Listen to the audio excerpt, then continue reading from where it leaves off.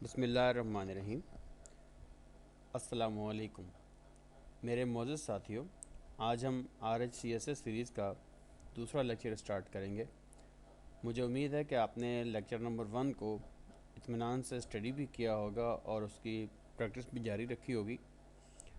आइए lecture number 2 से कुछ इब्तदाई मालूमात हासिल करते हैं।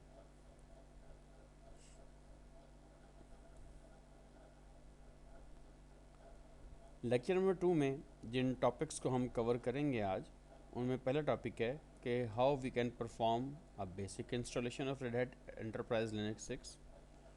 बेसिक कमांड्स क्या हैं, प्रोसेस प्रायोरिटीज़ आप कैसे हैंडल कर सकते हैं, यूज़र अकाउंट्स की कुछ ट्रबल शूटिंग प्रॉब्लम्स होती हैं वो कैसे हैंडल की जाएंगी, आपने अपने सिस्टम को LDAP ऑथेंटिकेशन के लिए कैसे कॉन्फ़िगर करना है, और टेक्स्ट एडिटर या आप टेक्स्ट ज्वाइनिंग के लिए यूज़ कर सकते हैं, दैट इज़ कैट।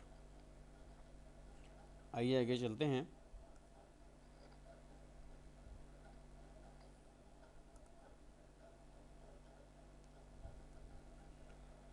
मोअज़्ज़ज़ साथियों, मैं यहाँ ये बताता चलूँ कि रेड हैट एंटरप्राइज लिनक्स में जब आप RHCSA का पेपर देने अपीयर होंगे तो वहाँ पर जो डिफ़ॉल्ट इंस्टॉलेशन मेथड कंसिडर किया जाता है दैट इज़ किक स्टार्ट। लेकिन क्योंकि बहुत से साथी हो सकता है इंस्टॉलेशन के प्रोसीजर से ही वाकिफ़ ना हो, तो इसलिए मैं एक बेसिक इंस्टॉलेशन परफॉर्म करूँगा ताकि आपको आइडिया हो जाए कि ये प्रोसेस किस तरह से चलेगा। किक स्टार्ट को हम बाद के लेसन में कवर करेंगे। आगे चलते हैं। जब आप DVD red Hat Enterprise Linux की 6 की लगाएंगे तो आपके सामने ये पहला मेन्यू शो किया जाएगा। इन 4 ऑप्शंस में से हम फर्स्ट ऑप्शन को चूज़ करेंगे, दैट इज़ इंस्टॉल और अपग्रेड एन एग्जिस्टिंग सिस्टम। मैं एंटर प्रेस करता हूँ।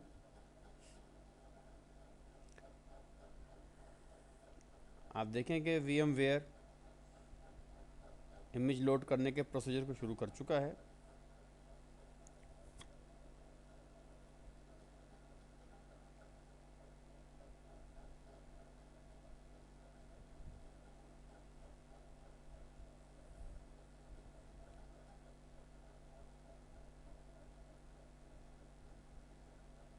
सबसे पहली स्क्रीन जो आपको शो की जाएगी वो ये है कि क्या आप अपने डिस्क का मीडिया चेक करना चाहते हैं। आम हालात में इसकी ज़रूरत नहीं होती क्योंकि डिफ़ॉल्ट CDs आपकी दुरुस्त ही होती हैं, लेकिन अगर आप चाहें तो आप ये टेस्ट रन कर सकते हैं। ये बात जहन में रखिएगा कि ये टेस्ट 2 से 3 घंटे की बाज़ात ले लेता है। So it is up to you कि आप इस चॉइस को लेना चाहते हैं या नहीं। मैं फ़िलहाल इसको स्किप करता हूँ।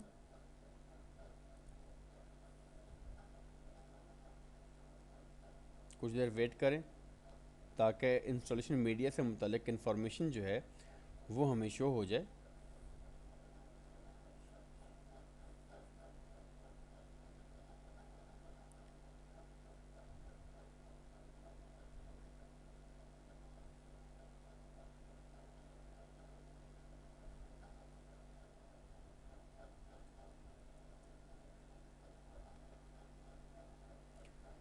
आपके सामने रेड हैट एंटरप्राइज लिनक्स का GUI लोड हो जाएगा। यहाँ पर आप नेक्स्ट का बटन प्रेस करें।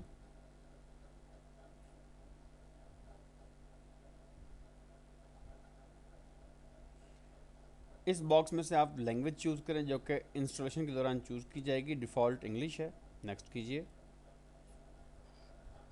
कीबोर्ड के लिए लैंग्वेज सेलेक्ट करें, डिफ़ॉल्ट रहने दें। अब यहाँ पर वो आपसे पूछेगा कि किस किस्म की स्टोरेज डिवाइस आप यूज़ करेंगे। सिंस हम एक बेसिक इंस्टॉलेशन कर रहे हैं तो लिहाजा हम बेसिक स्टोरेज डिवाइसेस लेंगे। नेक्स्ट ऑप्शन आप देखें, यह है specialised storage devices. Specialised storage devices से मुराद ये है कि हो सकता है आप सैन पे इंस्टॉलेशन कर रहे हो या आपके पास कोई ऐसा पार्टीशन हो जो कि लोकल मीडिया ना हो, तो वहाँ पर आप स्पेशलाइज्ड डिवाइसेस का ऑप्शन लेंगे। हमारे RHCSA का टारगेट बेसिक स्टोरेज डिवाइस है, वो बाय डिफ़ॉल्ट सिलेक्टेड है और आप नेक्स्ट करें।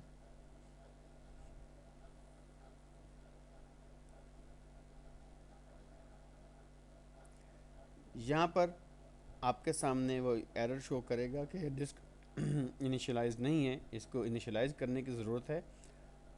आप इसको री इनिशियलाइज ऑल करें। अब कंप्यूटर आपसे होस्ट नेम पूछेगा हम यहाँ पे होस्ट नेम दे देते हैं server1.local। नीचे कॉन्फ़िगर नेटवर्क का भी ऑप्शन है, इसको क्लिक करें।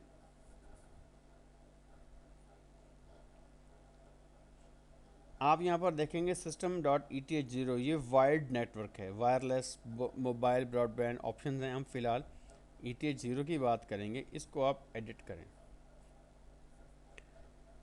कनेक्ट ऑटोमेटिकली का ऑप्शन लें ताकि सिस्टम जो है वो इसको खुद ब खुद कनेक्ट करे और हर दफ़ा रिबूट पे ये पावर ऑन हो और कनेक्टेड हो। यहाँ पर आप IPv4 की सेटिंग्स दे सकते हैं। फ़िलहाल हम इसको ब्लैंक छोड़ देंगे और सिर्फ अप्लाई करेंगे। क्लोज़ करें और चंद लम्हात दें इसको कि ये अपनी इंटरफेस डिवाइस को एक्टिवेट कर ले।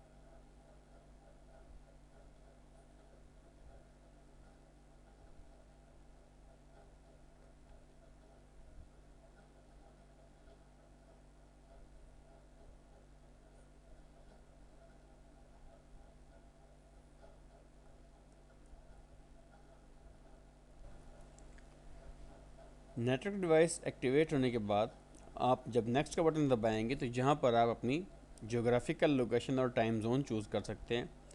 से मैं पाकिस्तान में हूँ तो अब मैं टाइम जोन चेंज करूँगा। मेरा ख़्याल है मैं कुछ गलत क्लिक कर बैठा हूँ।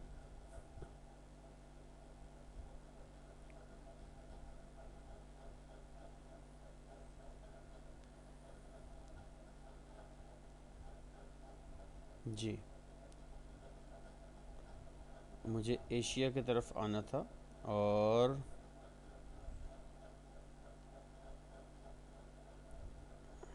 जी यहाँ पर हमारे पास कराची एशिया मैंने चूज़ किया और उसके बाद नेक्स्ट करूँगा क्योंकि मैं पाकिस्तान में रहायश पजीर हूँ तो मैंने अपनी नियरेस्ट लोकेशन चूज़ की है।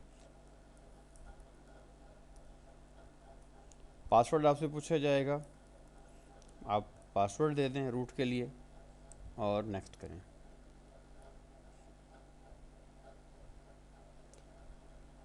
मुझे पासवर्ड वीक होने के बारे में वो कह रहा है, फ़िलहाल हम इसको यूज़ एनीवे करते हैं।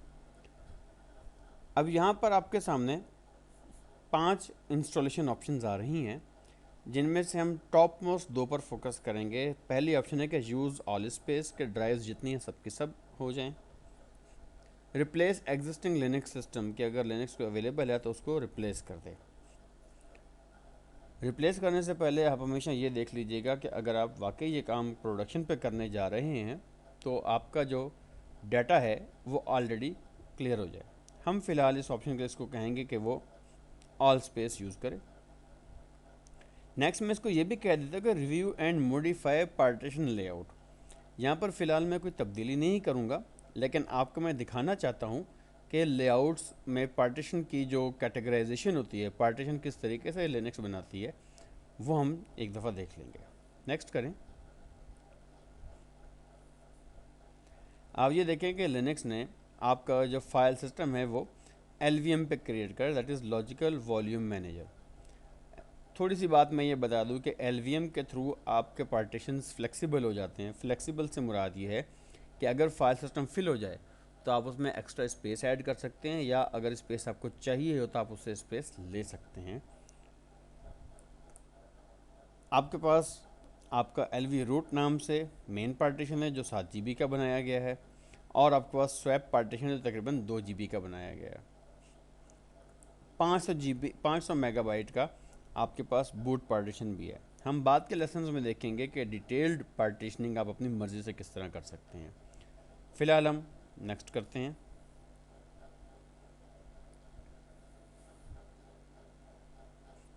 अब हमें वो वार्निंग दे रहा है कि वो इसको फॉर्मेट करने जा रहा है। फॉर्मेट करवा दें इसे और राइट चेंजेस टू डिस्क करें, क्योंकि हमें मालूम है कि हम एक ब्लैंक डिस्क को क्रिएट करवा रहे हैं।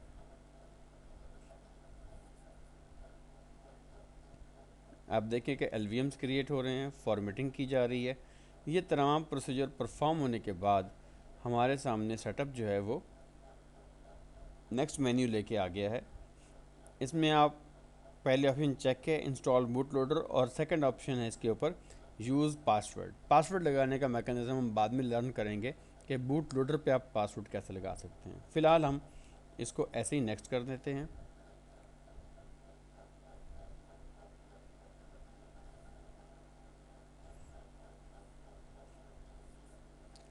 अब यहाँ पर आपके सामने एक लिस्ट ऑफ सर्वर्स है जो कॉन्फ़िगर कर सकते हैं लिनक्स बाय डिफ़ॉल्ट, और नेक्स्ट एडवांस ऑप्शंस हैं। फ़िलहाल मैं आपको सजेस्ट करूँगा कि हम डेस्कटॉप लेते हैं और कस्टमाइज लेटर रहने देंगे।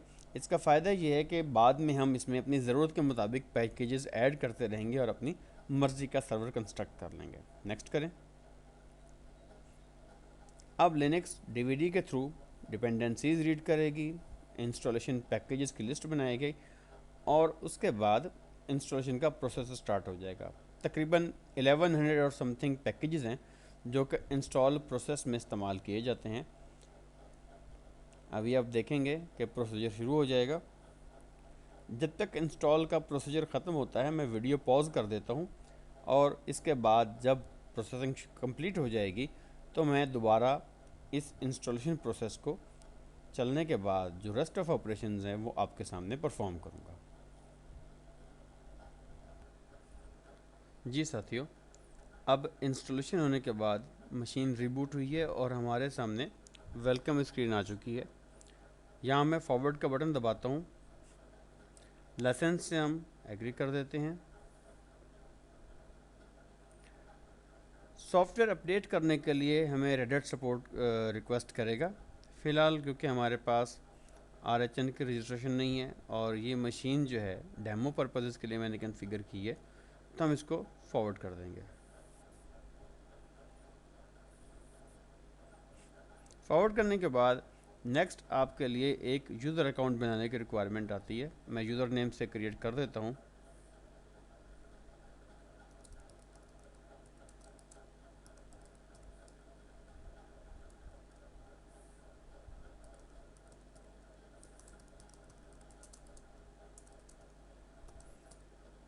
पासवर्ड फ़िलहाल मैं सिंपल दे देता हूँ।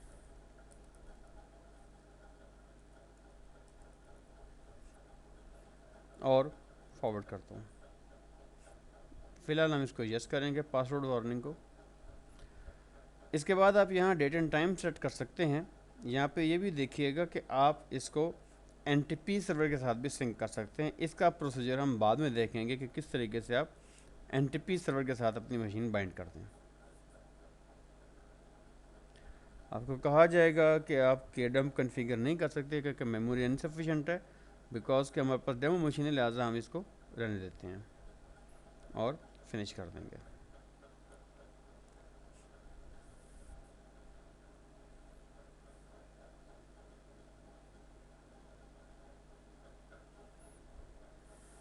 जी दोस्तों, और ये देखिए मशीन हमारी रेडी हो गई है। पासवर्ड में दे देता हूँ और इस वक्त हम मशीन के अंदर लॉगिन हो गए हैं।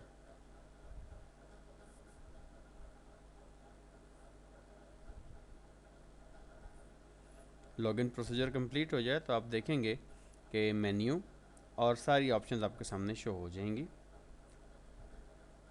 पहला काम ये करें कि एप्लीकेशंस में जाएं, सिस्टम टूल्स में चले जाएं और टर्मिनल पर जाकर आप राइट क्लिक करें और ऐड दिस टू पैनल, ताकि कमांड आपके पैनल में आ जाए। ये कमांड पैनल में आ गई आपके, इस पर क्लिक करें और अब आप अपने नॉर्मल कामों को स्टार्ट कर सकते हैं।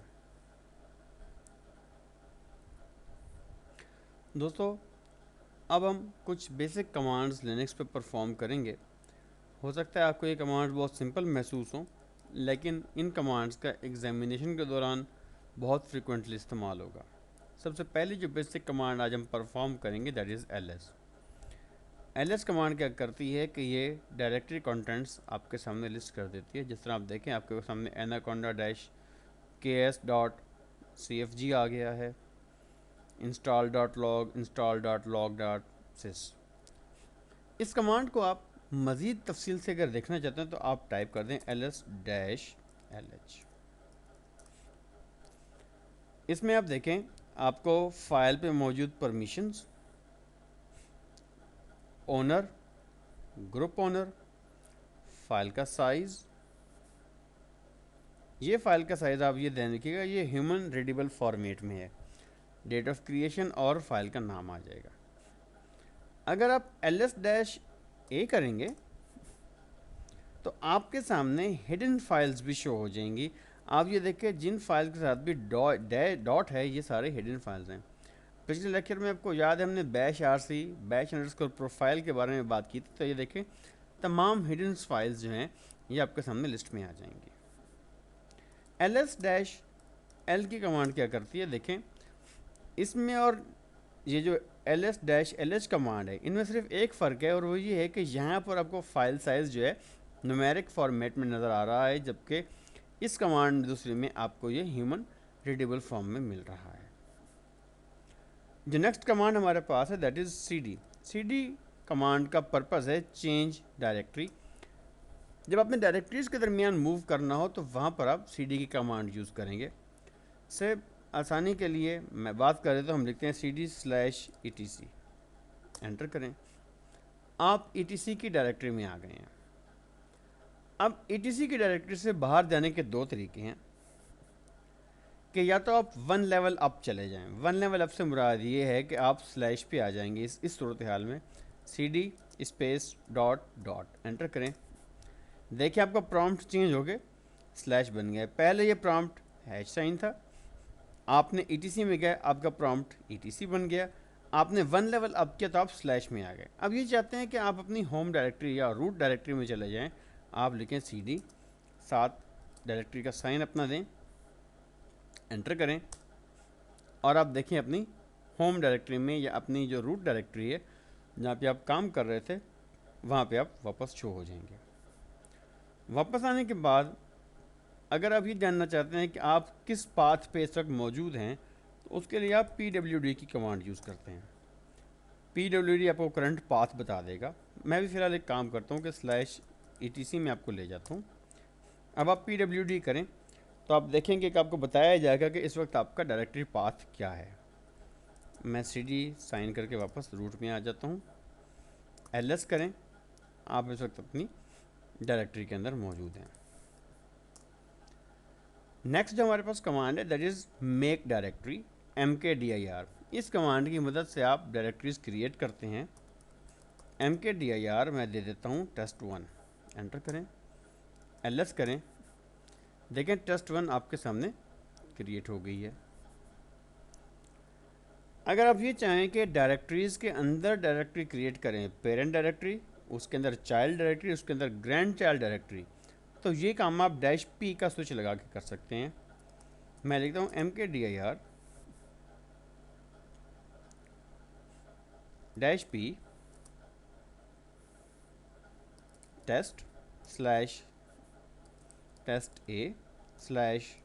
test/test/a1, एंटर करें।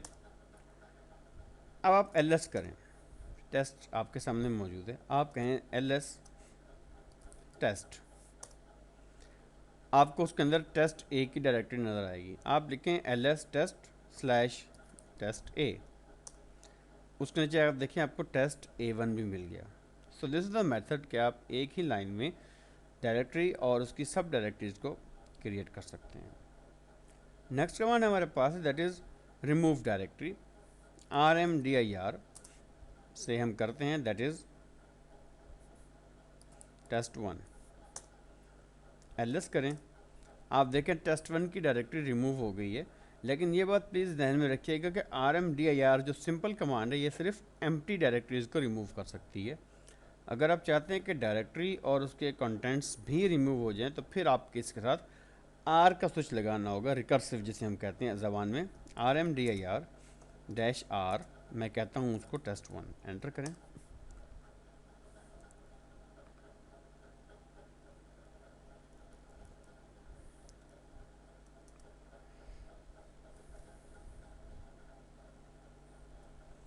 जी, तो हम कमांड rm पे थे। कमांड मेरे से मिस टाइप हुई, कमांड है rm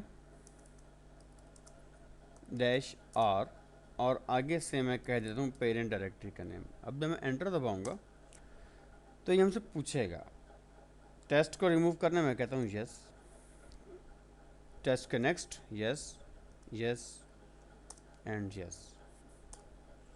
अब जब आप ls करेंगे तो आपके सामने डायरेक्टरी गायब हो चुकी है। अच्छा, मैं आपको ये भी बता दूं, मैं प्रीवियस कमांड रिपीट करता हूँ, एक चीज़ आपको बता दूं, अगर आप बहुत श्योर हैं कि आपने एक ही दफ़ा में तमाम डायरेक्टरीज़ को रिमूव कर देना है तो आप F का स्विच साथ ऐड कर दें। अब देखें, वो आपसे पूछेगा भी नहीं। ls करें, सब कुछ रिमूव हो गया, लेकिन F और फोर्स है, इस कमांड को इंतहाई ध्यान से यूज़ कीजिएगा क्योंकि इसके कॉन्सिक्वेंसेस से मेरे ख्याल आप वाकिफ़ हो ही गए होंगे कि ये बग़ैर बताए तमाम फाइलों को और डायरेक्टरीज़ को रिमूव कर देगा, जो कि हो सकता है आपके ऑपरेटिंग सिस्टम को इनकन्सिस्टेंट कर दें। सो प्लीज़ ध्यान कीजिएगा जब भी आप फोर्स या F का स्विच साथ लगाएं। नेक्स्ट कमांड जो हम परफॉर्म करने जा रहे हैं दैट इज़ cp कमांड या कॉपी कमांड से मेरे पास मैं एक डायरेक्टरी बना देता हूँ mkdir दैट इज़ टेस्ट। मैं ये चाहता हूँ कि जो मेरी anaconda-ks.cfg फाइल है इस टेस्ट में कॉपी हो जाए। मैं लिखूँगा cp anaconda-cfg टेस्ट, एंटर करें, ls करें, टेस्ट को ज़रा देखें, टेस्ट की डायरेक्टरी में हमारे पास एनाकोंडा की फ़ाइल चली गई है। कॉपी का प्रोसीजर आपने देख लिया कि पेरेंट कॉपी भी मेंटेन करेगा जो असल है, और नेक्स्ट कॉपी भी इसके पास मौजूद होगी। ये देखें, एनाकोंडा KS भी है और यही फ़ाइल मौजूद भी है। द सेकंड मेथड इज़ कि आप मूव कर दें फ़ाइल को उसकी जगह से। उसके लिए हम जो कमांड यूज़ करते हैं दैट इज़ mv। मैं कह देता हूँ कि इसे mv install.log to test, ls करें, देखें install.log यहाँ से चली गई, लेकिन जब मैं कहूँगा ना ls टेस्ट, देखें install.log यहाँ पे मौजूद है। एक बात और भी आपको बताता चलूँ कि mv की कमांड फाइलों और फोल्डर्स को रीनेम करने के लिए भी इस्तेमाल होती है। मैं कहूँगा से mv test space srv1, enter करें और ls करें, देखें आपका फ़ोल्डर रीनेम हो गया है। तो इसकी मदद से आप फाइल्स और फोल्डर्स का नाम भी चेंज कर सकते हैं। सिर्फ इसका पर्पज़ ये नहीं है कि आप सिर्फ इसको फाइलों को कट पेस्ट करने के लिए इस्तेमाल करें। एक और जो इंटरेस्टिंग कमांड हम यूज़ करेंगे दैट इज़ लेस की कमांड आपको फ़ाइल के कंटेंट्स व्यू करवा सकती है। इससे आपकी फ़ाइल में एक लोड करता हूँ /etc प्रोफाइल, ये एक लेंथी फ़ाइल है जिसमें यूज़र के लॉगिन से मुतालिक मैंने आपको बताया था सारे डाटा मौजूद होता है। एंटर करें, ये डाटा आपके सामने आ गया। इसमें नेविगेट करने के लिए आप पेज अप और पेज डाउन यूटिलाइज़ कर सकते हैं। ये देखिए, मैं पेज अप और पेज डाउन कर रहा हूँ। अगर आप लाइन बाय लाइन जाना चाहते हैं तो जे स्क्रॉल डाउन करेगा और के line by line scroll up करेगा आपके सामने। किसी भी स्टेप पे आप क्यू प्रेस करें and you are out of the file. इस तरीके से आप लेस को भी यूटिलाइज कर सकते हैं। जी साथियों, अब हम ये लर्न करेंगे कि प्रोसेस प्रायोरिटीज़ जो है उनको आप किस तरह मॉडिफाई कर सकते हैं। प्रोसेस प्रायोरिटीज़ को मॉडिफाई करने से मुराद ये है कि सीपीयू का टाइम किस प्रोसेस को ज़्यादा दिया जाए और किस प्रोसेस को कम किया जाए। प्रोसेस प्रायोरिटीज़ सेट करने का बेसिक मकसद ये है कि मिसाल के तौर पर अगर आप एक वेब सर्वर चला रहे हैं और आप ये चाहते हैं कि वेब सर्वर का प्रोसेस ज़्यादा दिया जाए या प्रोसेसर का टाइम उसे ज़्यादा मिले या प्रोसेसर के साइकिल्स जो हैं वो उसको ज़्यादा टाइम दें, तो उसके लिए आप उसकी प्रायोरिटी जो है वो इंक्रीज़ कर देते हैं। जो प्रोसेस की प्रायोरिटी है उसको इंक्रीज़ या डिक्रीज़ करने के लिए हम नाइस की कमांड यूज़ करते हैं जिसकी वैल्यू -20 से लेकर 19 तक है। -20 मीन्स द हाईएस्ट और 19 मीन्स लोएस्ट। जितना हायर नंबर होगा उतना ही सीपीयू साइकिल उसके लिए अवेलेबल कर दिए जाएंगे। अब मिसाल के तौर पर मैं अपनी सर्विस चेक करता हूं कि क्या मेरे पास HTTPD की सर्विस चल रही है। हम इसके लिए PS-EO का स्विच लगाएंगे। उसके बाद मैंने दे दिया है एक PID for the process ID, the nice and the command which has run the process. Enter करें। आप देखें कि प्रोसेस जो है वो अपनी ID 2498 और फर्दर कुछ IDs है जिनके साथ रन कर रहा है। इस प्रोसेस की प्रोसेस ID 2498 की -10 है जो ऑलरेडी मैंने कर दी है। मैं आपको ये बताता चलूँ कि जब भी कोई प्रोसेस स्टार्ट होता है तो बाय डिफ़ॉल्ट उसकी आईडी 0 होती है। Now it is up to you as a system administrator, आप फैसले करेंगे कि किस प्रोसेस को ज़्यादा देनी है प्रोसेस आईडी और किसको कम देनी है।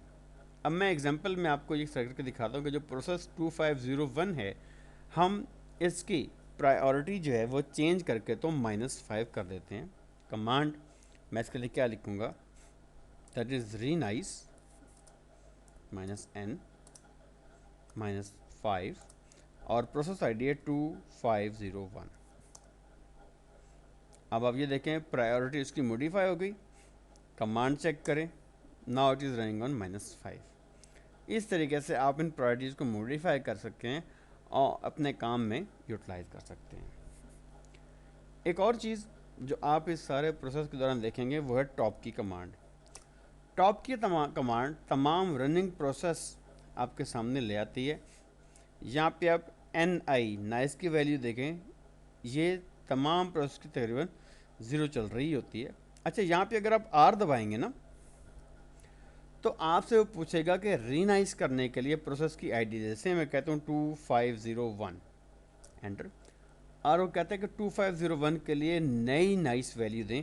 मैं कह देता हूँ -15 एंटर करें और उसके बाद मैं इसको कंट्रोल C करता हूँ, रोकता हूँ।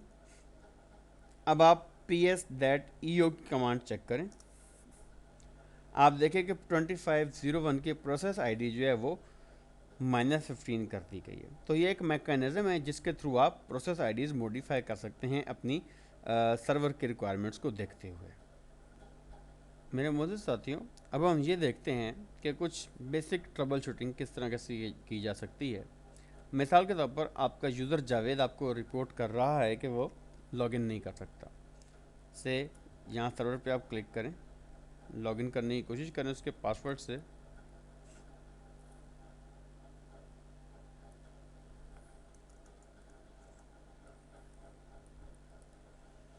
और चेक करें अथेंटिकेशन फेल हुई है।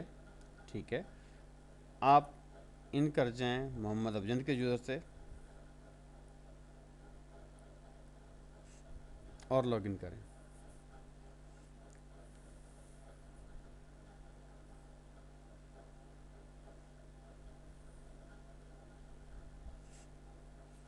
सबसे आसान मैकेनिज़्म इस चीज़ को वेरीफाई करने के लिए क्या है,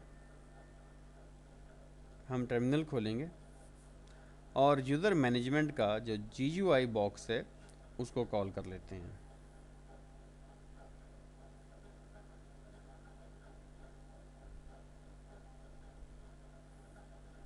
GUI का बॉक्स आपको मिलेगा सिस्टम एडमिनिस्ट्रेशन,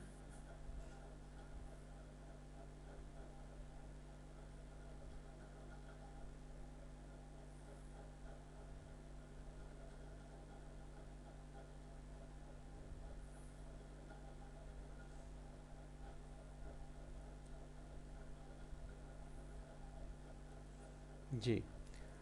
तो टर्मिनल मैंने खोल लिया है। यहाँ पर आप कमांड देंगे system that config dash users, enter press करें। यहाँ पर यूज़र जावेद आपके सामने मौजूद है, इस पर क्लिक करें और प्रॉपर्टीज़ कॉल करें। आप ये देखें कि उसकी होम डायरेक्टरी भी दुरुस्त है, उसका लॉगिन शेल भी बैश बॉर्न अगेन शेल है।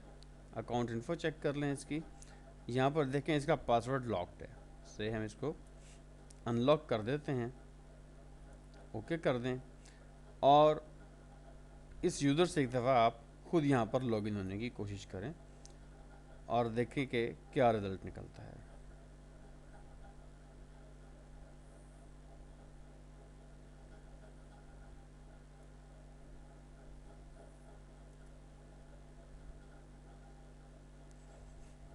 जी,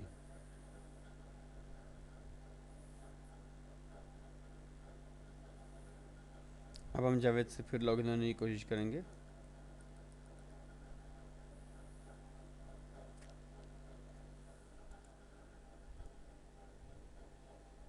कुछ देर वेट करें कि यूज़र का डेस्कटॉप और बाकी आइटम्स लोड हो जाएं। अब एक एरर मैसेज आपके सामने आया है कि यूज़र लॉगिन तो हो गया है, लेकिन उसकी फाइल /home/जावेद में कुछ प्रॉब्लम्स हैं। इस बॉक्स को आप क्लोज़ करें। अगेन कॉन्फ़िगरेशन का उसने एक एरर दिया है, इसको भी क्लोज़ करते हैं। अब इस मसले को हल करने के लिए हम दोबारा लॉगिन करेंगे और नेक्स्ट स्टेप ये है कि हमने उसका पासवर्ड तो ऑन कर दिया था।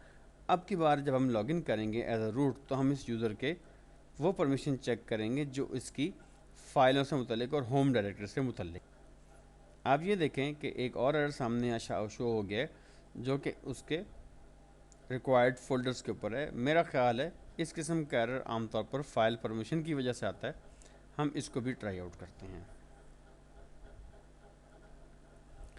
जी साथियों, अब हम एक दूसरे यूज़र अमजद के थ्रू यहाँ लॉगिन है।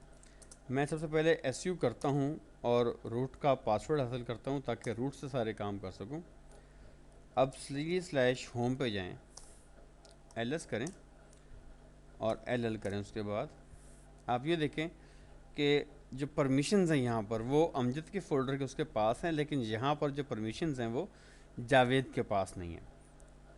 तो हमें ज़रूरत क्या है? सबसे पहले हमें ये परमिशन रीसेट करने की ज़रूरत है। परमिशन रीसेट करने के लिए जो ओनरशिप यूज़ की जाती है उसके लिए कमांड है दैट इज़ /own-r। अच्छा, एग्ज़ाम के पॉइंट ऑफ व्यू से मेरे भाइयों याद रखिएगा कि रिकर्सिव या आर ज़रूर लगाइएगा। अगर आपने -r ना लगाया तो जावेद के अंदर जो बनने वाले फ़ोल्डर्स हैं उसकी ओनरशिप आप नहीं ले पाएंगे। /own के बाद अगर आपने सिर्फ ये लिख दिया कि दिस इज़ जावेद, तो इससे मुराद ये है कि इस जावेद के फ़ोल्डर पर सिर्फ आपको परमिशन मिलेंगे और जावेद के फ़ोल्डर के अंदर जो कुछ भी बनाया जाएगा उसके परमिशन आपको नहीं होंगे। तो लिहाजा इस कमांड को इंतहाई ध्यान से यूज़ कीजिएगा और एग्ज़ाम में जब आपने परमिशन लगाने हैं तो -r का स्विच ज़रूर लगाइएगा ताकि फ़ोल्डर के अंदर बनने वाली फ़ाइलें और फ़ोल्डर भी उसी यूज़र के कंट्रोल में हो जिसका आपने नाम दिया है। एंटर करें, ls करें, ls-l करें। अब आप देखें कि ओनरशिप बहाल हो गई है। अब हम यहाँ से लॉग आउट करते हैं और जावेद से दोबारा लॉगिन करने की कोशिश करते हैं। जी जनाब, अब हम जावेद पे क्लिक करते हैं, पासवर्ड देते हैं।